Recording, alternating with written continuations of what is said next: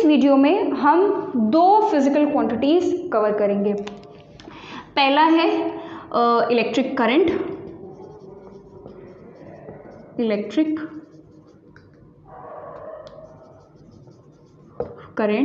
और दूसरा है पोटेंशियल डिफरेंस या आप वोल्टेज बोल सकते हो।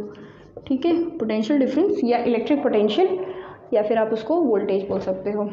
ठीक है, अब हम पहले करते हैं इलेक्ट्रिक करंट। ठीक है, तो भैया इलेक्ट्रिक करंट क्या होता है? इलेक्ट्रिक करंट ये होता है, करंट क्या होता है? Flow of charge.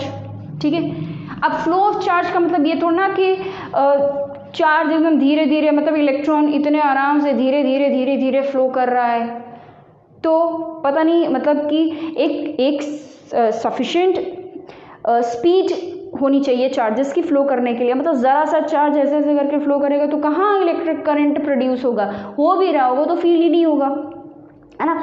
तो इलेक्ट्रिक करंट का मतलब ये है कि भैया टाइम भी तो मैटर करेगा उसमें, कि इलेक्ट्रॉन कितनी स्पीड में, कितने टाइम में, कितना टाइम लगा रहा है एक पॉइंट से दूसरे पॉइंट में जाने में, ये तो हो गया ना।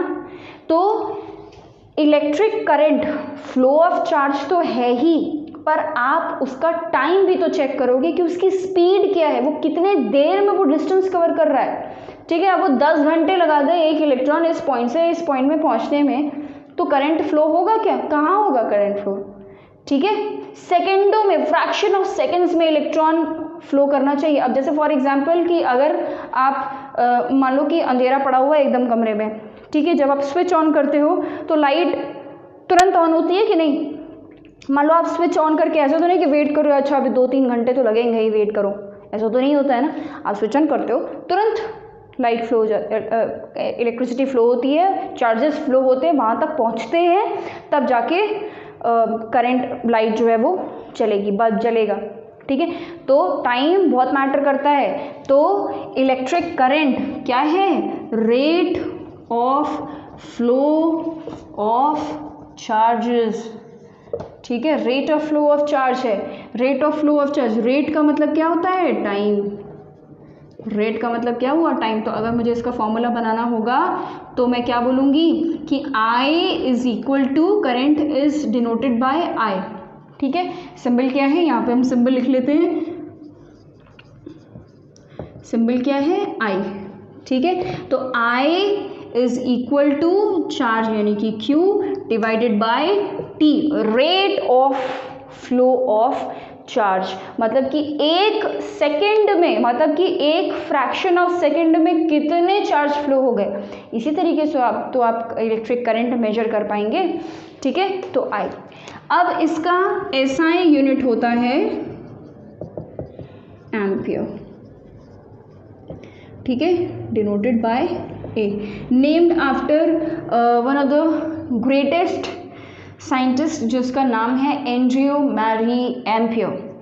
एंड्रियो मैरी एम्पियर के नाम से ये SI यूनिट बनाई गई है। तो I is equal to Q upon T।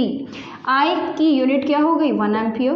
ठीक है, अगर मान लीजिए, अच्छा इसको उल्टा करके लिखते हैं, Q मान लीजिए, सॉरी हाँ, Q मान लीजिए कि मैं